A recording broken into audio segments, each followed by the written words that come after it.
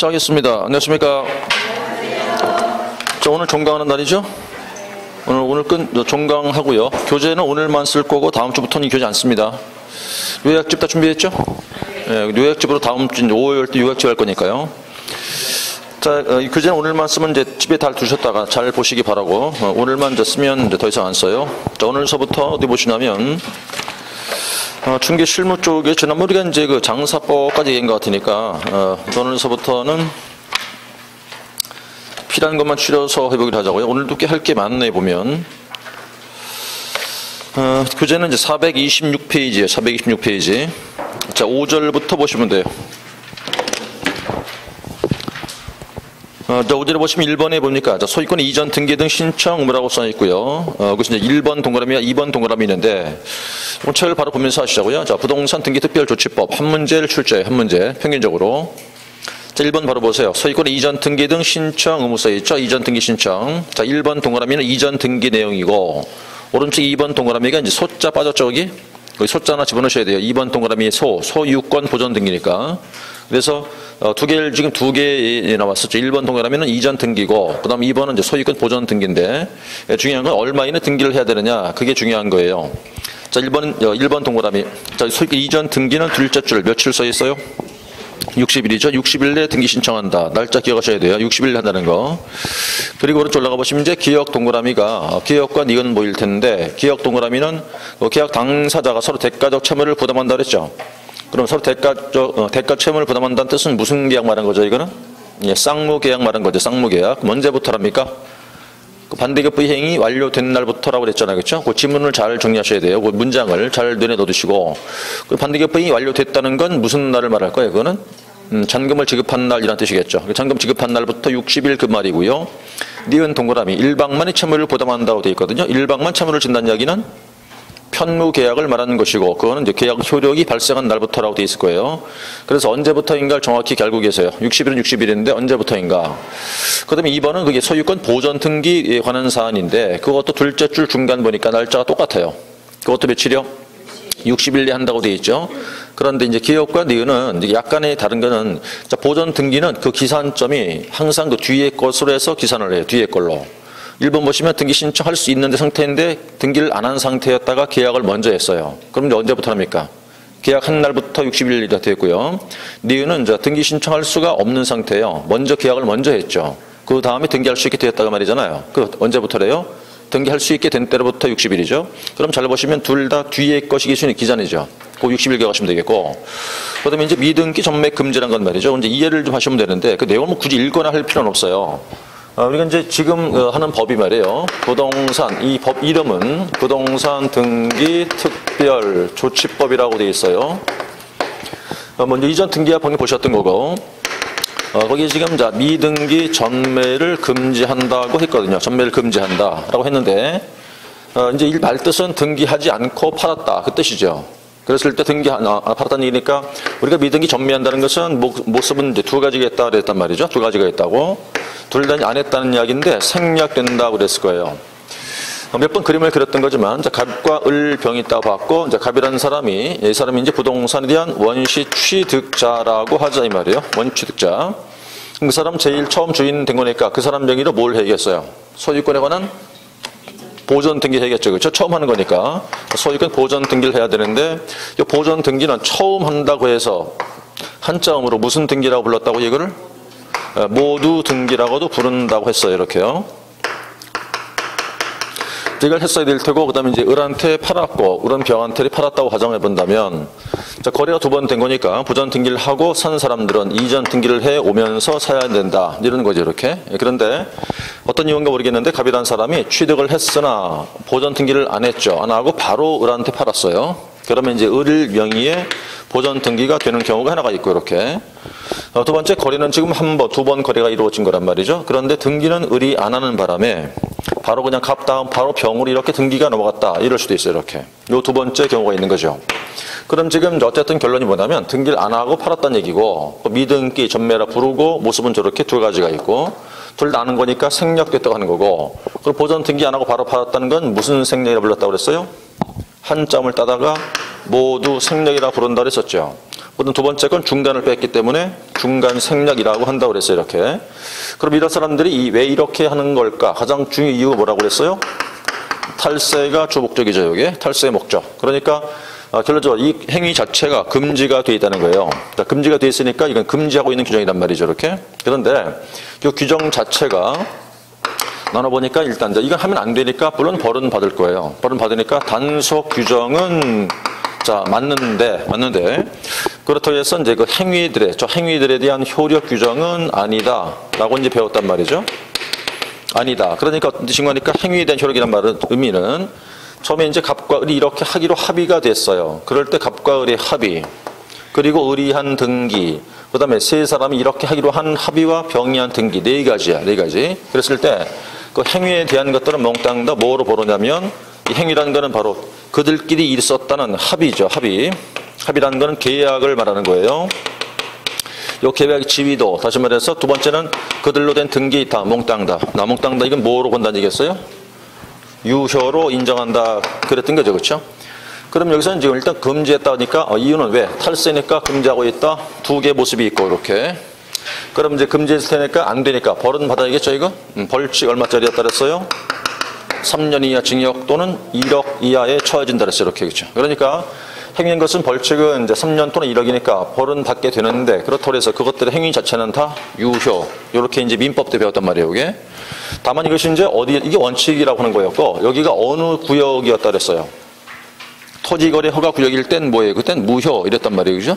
이 얘기를 정리한 거니까 여기 이렇게 미등기 전매를 하지 마라 이 말이에요. 그래서 우리 교재는 지금 미등기 전매를 금지한다고 돼 있고 내용 굳이 안 읽어도 이 뜻만 이해하면 돼요. 이런 거라는 거를 되셨고 넘어가서 그럼 다음 페이지 넘어가시니까 맨 위에 3번 봐요. 3번 동그라미. 맨 위 보죠. 중간 생략 등기를 금지하는 부동산 등기 특별조치법 규정은 무슨 규정이다라고 써 있어요? 단속 규정이라고 써 있죠. 그러니까 자 미등기 전매로 이루어서 중간 생략 등기가 행해진 경우에도 등기는 뭐라고 되어 있나요? 유효이다. 유효. 그러나 허가 구역 내였을 때 허가 받지 않았기 때문에 그때는 뭐다? 무효라는 거고. 그 다음 4번 동그라미. 자, 중간 생략 등기 합의의 사법상 효력도 무효가 아니다. 유효다 이 말이에요. 유효다. 그러니까 따라서 당사자 전원의 의사가 합치 있었다면 최종 양수인이 여기서는 최종 양수인 얘가 최초 양도인 갑에게 이 소리예요. 갑에게 직접 이전 등기를 청구할 수도 있다라고 써놨어요. 그러니까 등기는 유효가 된다 그 뜻이에요. 그는. 자, 그다음에 이제 벌칙을 내려오시니까 이제 3년 이하 징역 또는 1억 이하 벌금 있죠. 그러니까 1번 그게 바로 탈세 목적의 미등기 전매한 자 벌칙이에요. 그래서 둘째 줄 중간 보니까 법령상 제한 회피할 목적으로 미등기 전매한 자 3년 또는 1억 써 있죠. 바로 여기죠. 금방 요 벌칙 말하는 거예요. 이게. 그다음 2번 동그라미는 뭐냐? 등기를 신청할 때 그 등기 신청을 허위로 기재한 거예요. 허위 기재. 그것도 3년 또는 1억이에요. 오늘 벌칙을 따로 정리할 테니까 벌칙 중요한 겁니다. 그럼 일단 이거 하나 정리하신 다음에 이제 그거는 등기 신청할 때 그 사유가 허위로 기재했다. 그거 똑같은 3년 또는 1억이고. 그다음 2번 1년 이하 징역 3천만 원 이하 보이죠? 그럼 어떤 경우냐면 여기 다시 돌아오세요. 이건 지금 이 사람들이 목적 자체가 탈세였고 등기를 안 하고 파는 거잖아요. 이렇게. 그러니까 안 되고 이렇게 벌칙이 세요. 그런데 이 모습이 아니고 이건 두 번째는 말이에요.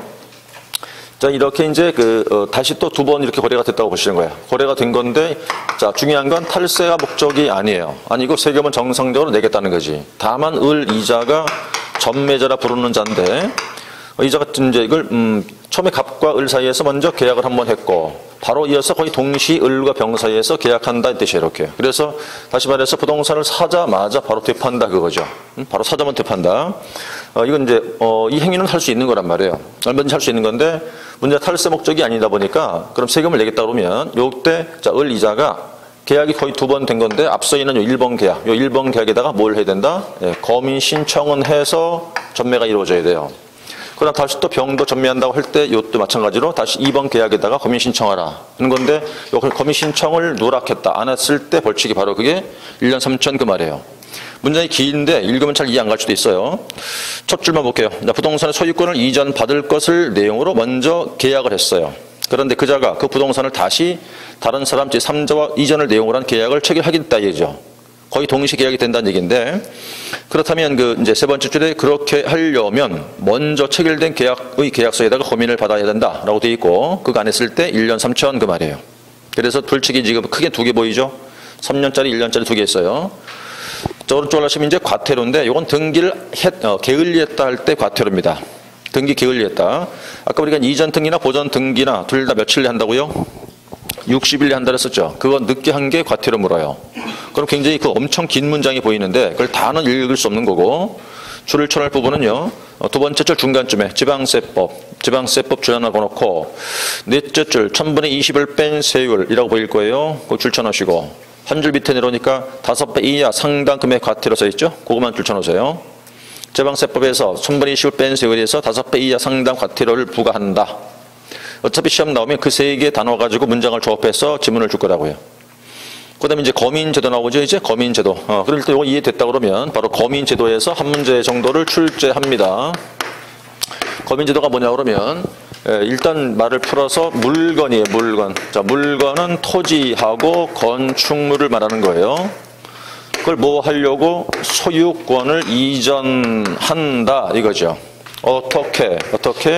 계약이나 판결로 인해서 이 말이 이렇게요. 자, 그러면 어떻게 된다? 이전 등기를 해야 되는데 등기하기 전에 먼저 할 게 있다 이거지. 먼저 할 게 있다. 그럼 토지나 건축물의 소유권을 이전을 시키자 할 때 계약 판결로 인해 갖고 등기해라. 근데 등기하기 전에 이거 먼저 해라. 뭘 먼저 해라? 계약이면 계약서가 있을 것이고, 판결인 경우라면은 판결문이 있어요. 그럼 이제 그것들의 원본, 정본에다가 더해서 사본 2부를 가지고 어디로 가야 되느냐? 남양주시로 가야 돼요. 그러니까 시군구에 가서 도장 찍어주세요라고 얘기를 하면 시장이 도장을 꽝 찍어줘. 검사한 도장 이 말이에요. 검사한 도장, 검인 도장이라는 얘기예요. 그럼 이제 시군구청장이 검인을 해주면 이걸 가지고 이제 등기하러 가야 돼 이제. 그래서 그게 바로 뭐냐? 등기 원인 서류가 되는 거다 이 말이에요. 여기 없으면, 도장이 안 찍혔으면, 검인을 안 했으면 등기를 못해요. 못한다고. 그러니까 그건 등기할 때 필요한 게 바로 이 거민제도예요. 정리한다니까 거민제도가 뭐냐? 도장을 받는 제도. 도장 받는 제도인데 누구한테? 시장한테. 왜? 땅 건물을 계약했다. 뭐 하려고? 소유권을 이전하려고. 그러면 계약서 들고 원본 들고 가서 도장을 받아라. 도장을 받아야 등기할 수 있다 이 소리예요. 이 제도가. 그러면 여기서는 이제 중요한 게 어떨 때 검인을 받아야 할 것인가가 중요하게 되는 건데, 이유는 크게 두 가지예요. 판결하고 계약이니까. 근데 하나가 이제 이때 계약은 어떤 계약이냐면, 첫 번째, 여기서는 지난주 우리가 정리했었던 거 있었죠. 부동산 거래 신고를 해야 될 대상. 부동산 거래 신고 대상이 되는 그 계약은 제외가 돼야 돼요. 제외. 그럼 이 계약 빼고 나머지 그 말인데, 이 거래 신고해야 할 대상이 되는 계약은 무슨 계약을 말했었죠, 이건? 부동산 거래 신고해야 할 대상 계약인 무슨 계약이었어요? 매매계약이었다고 그랬었죠? 자, 매매계약인데 매매계약 속에는 다시 두 가지가 포함되어 있다고 봐야겠죠? 어떤 것까지가? 분양권, 입주권 등을 공급받을 수 있는 공급계약도 있었고, 그래서 이제 분양권 공급계약 몇 개 법? 8개 법. 입주권 몇 개 법? 2개. 그쵸? 분양권은 8개, 입주권 2개. 그랬었어요. 그 다음 공급받는 계약도 있었겠지만, 공급받았다면 중간중간에 팔아먹기도 하죠? 무슨 계약? 전매계약 포함되어 있다 그랬을 거예요. 그렇죠? 그러니까 매매계약 속에 두 가지가 포함되어 있다. 뭐 공급계약하고 전매계약 포함해서. 그거는 빼라고 그랬으니까 이건 뺀 나머지만, 이 뜻이 나머지만. 나머지가 어떤 게 있을까 얘기인데, 이거는 외우려고 하면 안 되고 이해를 해야 돼. 이해를. 어떤 계약이냐? 그냥 자 이거 빼고 개인과 개인끼리 이루어지는 계약이다 이러면 돼요. 개인 간의 계약이다. 사인 간의 계약. 그리고 소유권 자체가 이전되는 계약이다 이러면 되는 거라고. 이렇게 그냥 외우려고 들면 머리만 아파져요. 책을 잠깐 돌아볼게요. 이제 여기서 목적 필요 없고 이 거민 대상 바로 가세요. 1번 동그라미 거민은 이전 등기와 관련이 있다고 해놓고 예를 보면 이해가요. 교환도 있고, 그 다음에 증여, 판결, 그 다음에 가등기, 기한 본등기, 그 다음에 공유물의 분할, 신탁해지 약정 등 있다고요. 거기 매매 안 보이죠 지금? 그죠? 매매 안 보일 거예요. 그죠? 매매는 거기 있으면 안 되죠. 거래신고 쪽에 있어야 할 테니까. 매매 빼고 교환 등일 때 해요. 교환 등일 때 하는 건데, 다른 거에 다 이해된다고 하는데 공유물의 분할이란 말 나와 있었죠. 어떤 뜻이냐면 그것도 거민 받아라는 소리예요. 가령 이제 100번지다 한 필지 토지가 있었는데 이게 뭐 한 10만 제곱미터쯤 된다고 예를 들자 이거지 이렇게. 근데 이 토지가 갑을 병 세 사람의 공유로 돼 있어. 공유. 뜻은 뭐냐? 지분이 나눠져 있지 않다 이 말이에요. 지금 현재로서는. 그런데 지분을 다 나눠요. 면적을 특정해서 이렇게 갑당, 을당, 병당으로 나눈다 이 말이에요. 지분을 확정한다 그 얘기거든. 이때 지분 등기를 다 해야 돼 별도로. 이때 검인을 받으라는 소리고 공인물의 분할. 그다음 뒤에 이렇게 명의 신탁 해작정이라는 것은 이제 우리가 부동산을 맡길 수가 있어요. 관리해달라고 신탁업자한테. 그때 이제 등기를 넘겨줘야 되거든. 그때 검인 받으라는 소리인 거예요. 그게 이제 관련된 내용이었겠고, 그 다음에 이제 2번은 검인 안 받는 경우. 그럼 우리는 뭘 공부할까? 어떨 때 하고 안 하고를 구별할 수 있어야 한다 그 소리지. 그래서 이제 검인을 받을 필요가 없는 경우 몇 가지가 있어요. 이것도 그냥 이해하는 거예요. 암기하는 게 아니라. 어떨 때냐? 첫 번째, 그 계약의 일방이 국가 등이면 할 필요가 없어요. 안 해요. 일방이면, 국가 등이면. 두 번째는 부동산 자체가 이게 아까 토지나 건축물인 경우에만 하는 거니까 저거 아니면 할 필요 없어. 다시 말해서 자 준부동산 임목 등 말하는 거예요. 임목 같은 것들. 그것은 아무것도 안 합니다. 그것들은. 임목 등 같은 것들은 매매 계약했다 하더라도 할 필요가 없다 이 말이에요. 세 번째 어떨 때 안 한다. 계약은 계약인데 소유권 자체가 이전되지 않는 계약도 할 필요 없어. 뭐 예를 들어 뭐가 있겠어요 이제 임대차, 뭐 그다음 저당권 설정 계약 등등이 있겠지. 그런 경우가 있고 하나 더 했을 때 이건 이제 의제라고 하는 건데 이미 앞에서 뭔가 먼저 한 게 있어요. 다시 말해서 어떤 타 법에 의해 가지고 어떤 절차를 거쳤더라. 그때는 몽땅 이걸 의제된다고 표현한다고. 뭘 먼저 했을까? 부동산 거래 신고했어요. 토지 거래 허가 받았어요. 외국인이 취득 신고했어요. 농취증 받았어. 그럼 다 안 해. 여기는 싹 의제 간주한다는 얘기죠. 끝으로 소유권 자체가 변하긴 해요. 하는데 계약이 아니고 법에 의해서 자동으로 넘어가 버려. 법에 의해서. 그걸 뭐라고 그래요?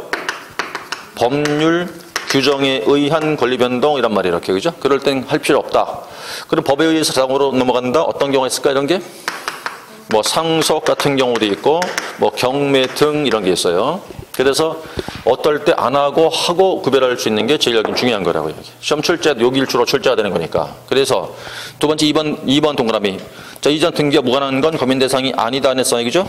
임대차, 저당권, 그다음에 가등기 등등이면 안 하죠. 그다음 법률 규정에 의한 권리 변동일 때도 안 한다고 돼 있고. 그다음 3번 동그라미 토지나 건물이 아니면 안 해요. 즉 임목 등이면 할 필요 없다 그거지. 그다음에 이제 선물이 검은기관 나와 있었죠. 검인 어디 가서 검인 받을까 이거잖아요. 그건 관할 시군구, 시군구청장이 검인기관이에요. 넘어가 보시고 그다음에 이제 430페이지 보시면 4번에 검인계약서 나오는데 검인계약서 양식은 없어요. 없으니까 6개 목차 있죠. 목차만 잘 봐두시고 그거.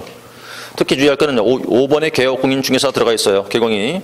그런데 이건 이제 검인계약서에는 들어가 있는데 우리 부동산 거래계약서에는 개업공인중개사가 안 들어가요. 그거 하나 신경 쓰고 있어야 돼요. 검인계약서의 기재사항이 맞아요. 개공이 된 사항이. 그런데 그 개업공인중개사에 대한 사항은 거래계약서, 공인중개사법상 거래계약서에는 없다 그 말이죠. 그다음에 이제 검인 신청자는 이제 참고사항일 뿐이니까 누가 할 수 있는 것일까 하는데 그냥 아무나 다 할 수 있어요. 1번 보시면 계약을 체결한 당사자도 되고 위임받은 사람도 되고 뭐 변호사 등도 할 수 있고 2번 개공이 중개했다고 해서 의무는 아니고 그냥 할 수 있는 것이니까 신청할 필요 의무는 없어요. 그다음에 이제 3번 어떤 서류가 필요하냐는 얘기인데 금방 써놨죠 지금? 뭐 계약일 때 계약서, 판결 때 판결문에 원본과 사본 2부만 있으면 되죠 이렇게. 그래서 원본은 도장 찍어서 돌려주는 거고 사본 한 분은 시에서 보관하고 한 분은 세무서로 보내고 그래요. 그렇게 하는 거예요. 우리 서류에 연기였겠고. 그 다음 놀라우시면 이제 검인의 의제라고 써놨죠. 6번 검인의 의제. 간주한다는 겁니다. 받은 거로 보겠다. 여러 가지예요. 부동산 거래 신고, 토지 거래 허가 등을 했다면 검인을 별도로 할 필요 없다. 받은 거로 보겠다는 뜻이고. 형식적 심사 써 있죠. 자, 시군구청장들은 첫 줄 중간에 형식적 요건을 확인한다고 써 있어요. 실질적 요건 그럼 틀린 거예요. 그 다음 검인을 해서 지체 없이 교부한다고 해야 되지. 만약 즉시 교부한다. 너 틀린 거예요. 두 단어를 주의하실 거예요. 그러니까. 실질적, 즉시라는 표현을 쓰면 틀렸다. 자, 정리하시면 되겠고. 여기까지가 이제 검인 제도의 내용이니까 한 문제를 대비하시면 되고. 자, 넘기세요. 432쪽. 넘기시면 이제 6절 나오죠? 6절은 공부할 필요 없어요. 자, 지나가셔서 어디 가시느냐? 다음으로 넘어가면, 자, 444. 이 이후 전부 다 출제예요, 여기는. 여기서부터 이제 바로 뭐냐? 민사특별법. 민사특별법을 다뤄지는데, 민사특별법이니까 이제 뭐 부동산 실명법, 뭐 주임법 등이거든요. 물론 민법 등이 다뤄진 내용이기도 할 텐데, 이게. 그럼 지금서부터 이제 두 번째가 부동산 실명법이라고 그래갖고 명의 신탁에서 한 문제를 출제를 해요. 이건 원장님 과목이기도 하고 이제 원장님께서 또 수업을 했을 텐데 어쨌든 뭐 이제 저도 과목이 있는 거니까. 그럼 두 번째 이제 법 이름 자체가 부동산 실명법이라고 되어 있고 이 법에서 뭐라고 되어 있었어요? 부동산은 반드시 실제 권리자 명의로 등기되어 있어야 한다. 이게 이 법이에요. 그러니까 부동산은 내가 샀는데 내가 등기를 안 하고 다른 사람 이름 빌려다가 그 사람 이름으로 등기를 해요. 그럴 수는 없어요. 그럼 방금 부동산을 내가 샀는데 다른 사람 명의 빌려다가 등기한다. 이걸 네 글자로 줄이면 일명 명의 신탁이라고 말하고 이 행위는 금지가 돼 있어요. 금지, 그렇죠? 그럼 왜 이걸 금지시켰을까요? 왜 이렇게 하기 때문에? 탈세 등 목적이다 보니까 이제 금지한 건데, 그럼 명의 신탁이 되려면 두 사람이 이제 있어야겠죠, 그죠? 결론이, 자, 명의를 빌려오는 자가 있어야겠고, 빌려주는 자가 있어야겠는데, 둘 중에서 명의를 빌려오는 사람이 누구라 했었어요? 빌려오는 자가 신탁자였죠, 그렇죠? 자, 신탁자가 실권리자가 되는 거고, 수탁자란 자는 명의를 빌려주는 자가 수탁자예요. 그럼 이 두 사람 사이에서 제일 처음 뭘 할까요? 명의를 빌려주기로 약속을 하겠죠. 그럼 약속 자체는 지금 법에서 금지한지 알면서 하는 약정이죠, 이게, 그렇죠? 그래서 이걸 뭐라고 그런다고 일명 통정 허위 표시라고 불러요, 저거를. 통정 허위 표시. 통정 허위 표시니까 그 약정 자체는 뭐가 된다? 절대적 무효가 되는 거야, 절대 무효. 절대 무효라는 것은 누구 사이에서 절대성을 띈다는 뜻일까? 두 사람 사이에서겠죠, 당사자, 그렇죠? 그럼 절대 무효니까 이행하기 전이면 이행할 필요가 없다고 배웠고, 이행한 후면 부당이득 반환 청구해야 하고, 그렇잖아요, 그죠? 할 수 있고. 다시 말해서 한 번 더 하면 절대 무효니까 이행 전이면 이행할 필요가 없다. 이행한 후면 반환 청구할 수 있다. 돌려줘야 된다. 그럼 약정 자체가 무효니까 그로 인해 가지고서 이제 수탁자 명의로 등기가 됐겠죠. 그럼 이 명의 등기됐다 할 때 등기 능력은 유효, 무효. 수탁자 명의 등기됐다고 쳐봐요. 약정이 무효니까 이렇게 끌어다가 등기됐어요. 등기는 유효, 무효? 어떤 무효? 이건 상대적인 무효가 돼야 되죠, 그렇죠? 다시 말해서 원칙적으로 무효가 되겠지만 경우에 따라서는 유효가 되는 경우도 있다는 뜻이에요. 그럼 등기가 무효인 거라고 보고 그다음에 그로 인해서 그 부동산 물권 변동 역시 뭐가 될 것이다? 이것도 역시 상대성을 띠는 무효가 된다는 뜻이겠죠. 그럼 지금 흐름은 다 어떤 흐름이긴 해요. 어쨌든 간에 무효지, 무효. 무효인데 약정 자체는 무슨 무효고? 절대적 무효고. 그러니까 당사자끼리는 절대 무효가 될 것이고, 그렇지만 제3자한테는 대항할 수는 없고, 이 두 가지는 무슨 무효고? 상대적 무효니까 경우에 따라 유효가 될 수도 있고, 이 말이에요. 이 얘기가 잠깐 책을 돌아오니까 이제 444페이지 나와 있었죠. 자, 1번 명의신탁 약정이 효력서 났고, 1번은요. 누구든지 부동산 물권을 명수탁자 명의로 등기하지 마라. 모든 물권이에요. 소유권만 아니죠, 그렇죠? 모든 물권을 등기하지 말아라. 라고 써 있고, 그는 이전 등기든 보전 등기든 불문한다. 2번 동그라미 명의신탁 약정은 무효로 한다고 했죠. 근데 뒤에 단서 붙어 있어요, 지금? 단서 안 붙었죠? 그러니까 무슨 무효? 절대 무효. 3번 동그라미 명의신탁 약정에 따라 행해진 등기에 의한 물권 변동은 무효로 한다고 그랬잖아요. 그런데 뒤에 다만 단서 붙었네. 그게 무슨 무효? 상대적 무효. 이 뜻은 유효가 되는 경우도 있다 그 말이죠. 어떤지 좀 이따 이제 그림을 그려볼 거고. 그다음 4번 동그라미 명의신탁 약정 및 물권 변동의 무효는 제3자에게 대항하지 못한다. 중요한 건 이때 제3자에 뭘 불문한다? 마지막 줄 선악을 불문하고 대항할 수 없다. 그럼 제3자가 신탁약정 사실을 알았든 몰랐든 필요 없이 무조건 대항할 수가 없다는 건데, 우리 민법 배울 때 통정 허위 표시 배웠잖아요. 그때 배울 때 뭐라고 그랬어요? 그 무효는 선이 제3자한테는 대항할 수 없다고 배웠단 말이에요. 그럼 악의 경우면 대항할 수 있다 없다. 거기서는 대항할 수 있다는 뜻이야. 악의면. 여기는 근데 그래도 안 돼. 선악 불문하고 대항이 안 되는 거니까. 그 차이죠. 거기 가시고, 그 다음에 이제 오른쪽 보시면 이제 유형이라는 게 보일 거예요, 그렇죠? 그럼 이제 그림을 봐야겠는데, 명의신탁이 어떤 종류가 있을까? 모두 3종류. 첫 번째, 자, 이자간이라는 이야기는 두 사람 사이에서 벌어진다는 뜻이에요. 가장, 거짓 가짜, 허위로, 거짓으로 판다. 갑을병이라고 보면, 갑이라는 자가 이제 부동산의 소유자이고, 이자가 가장 매도인, 가짜 매도인, 그 다음 이제 신탁자. 얘가 이제 가장 매수인, 얘가 이제 수탁자, 얘가 제3자라 뜻이 이렇게.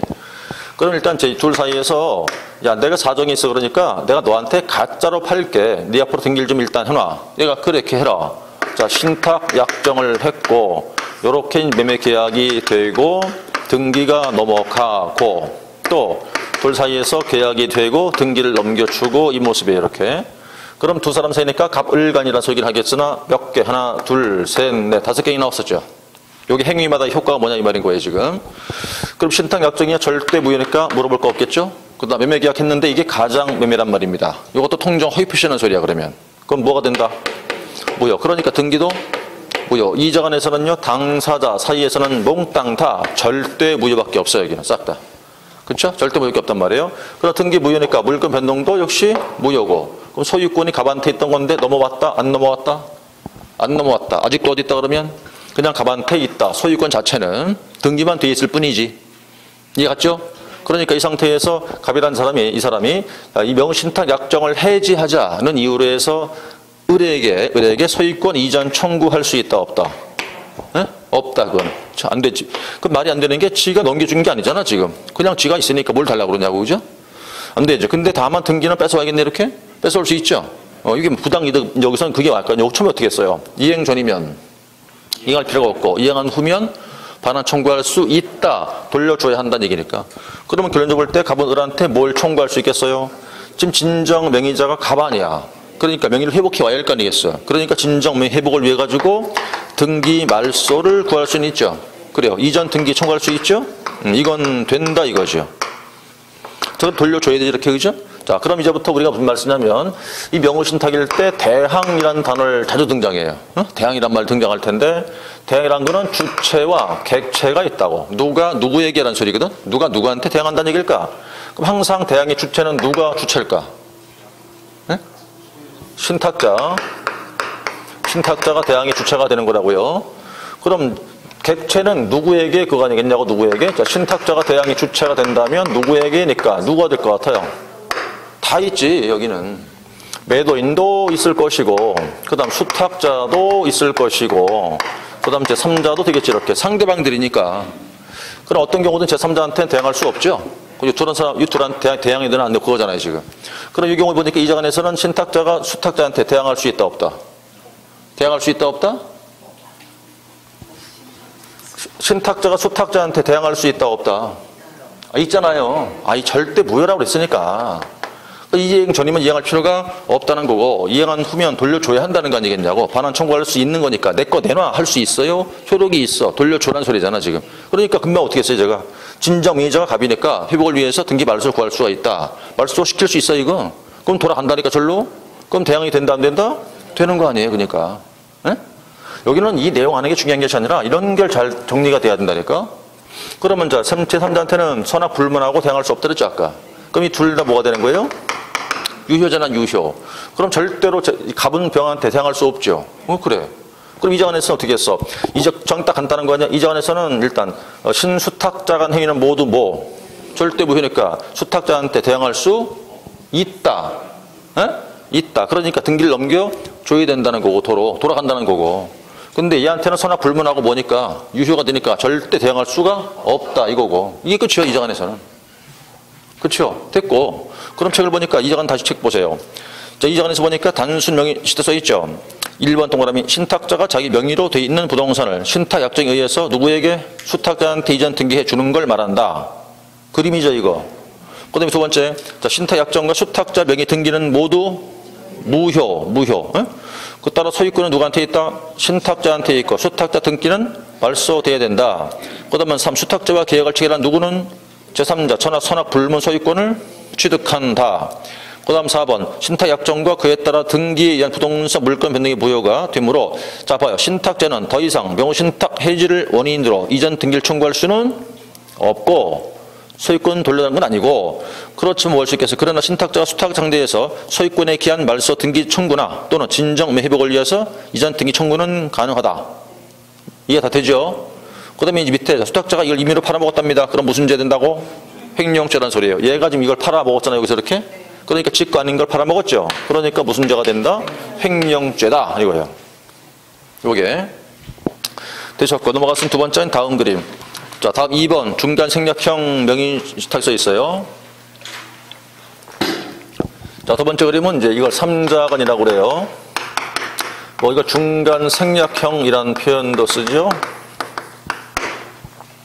자, 갑을 병정이라 보는 거예요. 이렇게 갑이라는 사람이 이제 매도인을 말하는 거고, 이제 매수인이고, 이자가 신탁자예요. 신탁자, 진정 매매계약이야 이거. 얘가 이제 수탁자, 명의 빌려주는 사람, 제3자. 이렇게 해서 이제 신탁 약정을 하고 얘네끼리 매매계약이 되고, 자, 매매계약이 될 것이고, 이렇게 등기를 넘겨주고, 이렇게 이제 얘네끼리 뭐 매매계약도 있었겠다, 등기 넘어갔다, 이렇게 되는 거라고요. 그럼 여기는 얘기할 게 없어요. 그냥 무조건 다 유효, 그쵸? 뭘 불문한다고? 선악 불문하고. 그럼 당연히 얘한테 대항할 수가 없겠지. 여기가 문제란 말이죠. 그럼 이 삼자간에서는 지금 이렇게 얘기하면 빠른 게, 삼자라고 돼 있잖아, 이렇게. 세 사람, 하나, 둘, 셋. 이 세 사람이 다 처음에 모였어, 한 자리에. 모여서 다 아는 사이고, 다 모여있단 말이야. 모여서 뭐라고 그러냐면, 자, 서로 친구라고 이해하면 쉬워요. 셋이 다 친한 친구들이야. 그러면 하는 소리가, 야, 넌 나한테 명의를 빌려줘. 넌 나랑 계약하자. 넌 얘한테 등기를 남겨. 그러니까 그래. 다 오케이. 이렇게 된 거라고. 이해갔나요? 쉽게 이게 무슨 뜻일까? 짜고 치는 고스톱이야, 이건 지금 그러면. 짜고 치는 고스톱이라고. 그럼 처음부터 다 짜고 들어갔어. 짜고 들어갔을 테니까 가장 중요한 게 얘가 제일 중요한 건데, 매도인 스스로가 처음부터 이 모든 내용을 다 알아요, 몰라요? 알고 있죠. 다 짜고 들어가는 거니까. 그럼 여기는 매도인이 모르는 경우가 올 수 있어, 없어? 절대 없어. 선의가 올 경우는 없다고. 그러니까 여기 반드시 매도인의 악의밖에 존재하지 않아요. 그러면 일단 여기를 해놓고 나서 요 진정 매매 계약이죠, 이거는. 계약은 뭐야, 그럼 이거는? 유효. 그런데 악의니까 등기가 뭐가 된다? 등기가 무효가 된다, 이 말이에요. 이렇게 무효. 그래 버리면 이제부터 신탁자가 대항이 될까의 문제가 나오는 건데, 첫 번째, 자, 매도인을 상대해서 을이 갑한테 대항할 수 있다, 없다? 있죠. 왜? 계약이 유효니까. 그럼 이 대항이라는 거의 내용이 뭘까? 뭘 대항한다 뜻일까? 갑한테는 나한테 소유권을 넘겨달라고 그 할 실익이 있다, 없다? 네? 실익이 있다, 없다? 있다는 거죠, 그죠? 실익이 있다는 거예요. 실익이 있다 이거지. 있을 유자니까. 왜? 계약이 유효니까. 그럼 얘가 채권자죠, 채권자. 얘가 채무자일까요, 지금? 그러니까 나한테 소유권 넘겨줘 할 권리 있죠. 실익도 있지, 이거. 뺏어올 수 있어. 가져올 수 있다. 근데 얘는 지금 문제는 넘겨줘야 할 거 아닙니까? 채무자니까. 넘겨줘야 되는데 등기가 지금 여기 와 있잖아. 근데 소유권은 누구한테 있어? 그냥 지한테 있지. 무효니까. 예? 무효니까 등기만 돼 있을 뿐이겠지 소유권은 갑한테 있잖아요. 그죠? 넘겨주고 싶은데 못 넘겨줘, 지금은. 왜? 등기가 여기가 있으니까. 그럼 먼저 어떻게 하는 게 좋겠어요, 그러니까. 넘겨주기 위해서는. 그럼 당연히 갑이라는 사람이 병상대에서 먼저 뭘 청구하고? 예? 등기를 말소 청구하고, 예? 진정 명의 회복이 되면 이렇게 돌려줄 거 아니겠냐고, 그렇게. 이해가죠? 그러면 일단 등기를 넘겨와서 돌려주면 되는 사안인데, 이게 오래 걸릴 거란 말이에요. 오래 걸리고 있으면 마음이 급한 게 있나, 지금? 급한 게 없죠. 그러니까 이렇게 할 수 있겠지. 그럼 두 번째, 만약에 우리 매수인이 이렇게 하는 게 너무 오래 걸리니까 바로 다이렉트로 병한테 직접 이전 등기를 청구할 수 있냐의 문제 나오겠지, 이렇게. 그럴 수 있다, 없다? 그럴 수는 없다.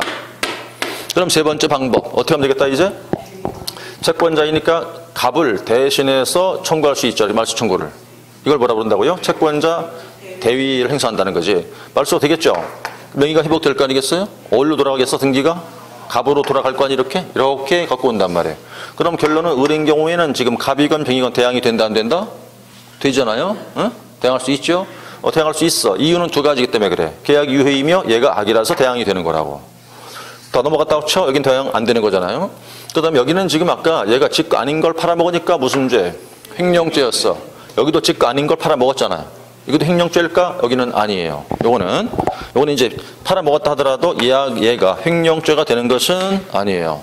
요거는 2016년도 5월 19일자, 그 전에는 횡령죄였어. 그랬다가 이날 이후로 횡령죄가 아니다라는 판례가 다시 나왔어, 이제. 그런 말하면 지금 횡령죄가 아니에요. 요게 3자간의 문제라고 지금. 책을 보니까, 자, 2번이죠. 중간 생략정리라고 써 있을 거예요. 1번 동그라미. 그것은 어떤 거냐? 매수인이 매도인으로부터 부동산을 매수하면서 자신 앞으로 등기하지 않고 미리 약정한 대로 그랬잖아요. 약정한 대로라는 말이 뭘까? 짜고 쳤다, 야, 짜고 쳤다. 예? 짜고 치는 거다. 짜고 친 대로 수탁자한테 등기를 해주는 경우를 말한다, 이런 뜻이에요. 이 그림이죠, 그럼 지금. 그럼 2번 보면, 자, 신탁 약정과 수탁자 명의 등기는 모두 뭐다? 무효. 따라서 소유권은 누구한테 있으며, 매도인한테 있으며, 수탁자 명의는 등기가 말소되어야 한다. 그러나 매도인과 신탁자 간 매매 계약은 유효하다. 그러므로 2번에 3번이죠, 그 번호가. 오타났죠, 그거. 1, 2, 3, 4, 5가 돼야, 그 2가 두 번 중복됐으니까. 그럼 3번으로 치고 매도인은 수탁자 명의 등기를 받을 수 있다, 청구할 수 있다. 신탁자는 또 누굴 대위한다? 매도인을 대위해서도 등기를 청구, 말소를 청구할 수 있다. 그 다음에 이제 4, 수탁자로부터 소유권을 취득한 제3자, 선악 불문하고 권리를 취득한다. 그 다음에 이제 수탁자가 팔아먹었다, 횡령죄냐 아니냐 문제. 밑에 판례학습 있죠? 그죠? 5번과 똑같은 건데, 판례학습 들어오시면 밑에서 위로 두 번째 줄 올라가서 중간부터 보면 돼요. 밑에서 위로 두 번째 줄 올라가 중간부터. 3자 간에서는 수탁자가 신탁받은 부동산을 임의로 처분하여도 신탁자한테 횡령죄가 성립하지 아니한다. 2016 5월 19일자 전합체 판결. 선행 판결이죠, 여기, 그죠? 그러니까 따끈따끈한 거야, 아직 이거는. 아직 식지도 않았어, 이게 지금. 2년밖에 안 됐죠, 그죠, 판례가? 중요한 판례라겠죠, 그러니까. 여기서 생명죄가 안 된다는 것의 내용이에요. 자, 그래서 거기 이제 3자가 적혔고, 그 다음 이제 3번이죠. 계약형 명의신탁이 써 있어요. 계약형 명의신탁이다. 어떤 모습인 거 하냐면, 그림을 그려놓고, 자, 계약형 이렇게 얘기하면, 다시 또 이제 갑, 을, 병, 정까지 있는데, 똑같아요. 갑은 매도인이고, 얘는 이제 신탁자, 병이 수탁자, 얘는 제3자가 되는 거라고, 이렇게.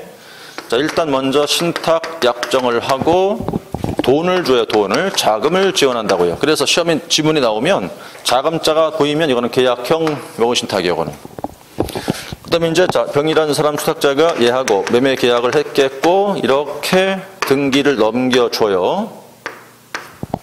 여기 뒤에 끊으면 당연히 말할 것도 없는 거니까. 그럼 여기서는 지금 중요한 게 첫 번째, 경우의 수가 두 가지 나오는데, 먼저, 자, 매도인이 이 두 사람, 을과 전혀 모르는 사이예요. 이 두 사람 전혀 모르는 사이야, 완전히. 일면식도 없어. 그러니까 병이 와서 계약했고 등기를 넘겨줬다면 매도인이 또한 중요한 관건인데, 이 사람이 얘를 아예 모르니까 신탁약정 사실을 안다, 모른다? 몰라. 모르니까 첫 번째 어떤 경우가 온다는 거예요? 선의가 온다고. 선이면 계약도 유효, 등기도 유효가 된다, 이 말이 이렇게. 유효. 이 상태면 지금 다 유효니까 병이라는 사람 소유권 취득했죠? 그 사람이 실제 소유권자예요, 이제. 유효한 소유권의 취득이라고. 그러면 일단, 자, 갑한테 대항 될까, 안 될까? 안 되지. 병한테는 된다, 안 된다? 안 되지. 유효니까. 그럼 세 번째, 얘한테는 당연히 안 될 것이고. 그럼 일단, 이제 대항이 안 되죠, 여기서? 안 될 건데. 문제는 하나가 더 있는 게, 얘는 돈은 이게 지거 아니잖아, 지금. 그죠? 그러니까 돈은 부당 이득이지, 이게. 그러니까 을이 병상대에서 이 돈은 도로 내놔? 그건 돼요. 그래서 뭐라고 그런다고요? 부당 이득에 대한 반환 청구를 할 수 있다, 이 소리예요. 두 번째, 다 아는 사이고 짜고 치는 거야. 다 아는 사이인데 얘가 얘한테, 야, 내가 병을 보낼 거야. 그 돈 내 돈이야. 그럼 너는 걔랑 계약하면 돼. 아, 얘가 그래? 알았어, 그렇게 해줄게. 이렇게 됐어. 그럼 얘 알아요, 몰라요? 알죠? 아니까 이 계약도 뭐 무효, 등기도 뭐 무효가 되는 거라고, 이제 이렇게. 무효가 돼버리면 다시, 자, 갑한테 대항이 된다, 안 된다? 안 된다고요. 아무 일이 없으니까 둘 사이에는. 얘한테 대항할 수 있다, 없다? 안 된다고. 등기가 무효니까. 소유권 여기 있잖아, 지금. 얘랑 아무 일도 없던 거고. 그거 대항이 안 되지. 여기는 선악 불문 대항이 안 돼. 유효, 무효 또나 대항이 아예 안 되는 거라고. 그럼 일단 소유권이 여기 있죠, 지금 이제. 안 넘었으니까, 그렇죠? 안 넘었어. 그냥 이게 무효가 되는 거니까. 그럼 문제는 얘가 을한테 얘가 지금 잘 봐야 되는 게, 아까 유효이면 부당 이득으로 받은 거 있잖아요. 소유권 갖고 왔으니까. 지금 소유권 갖고 왔어?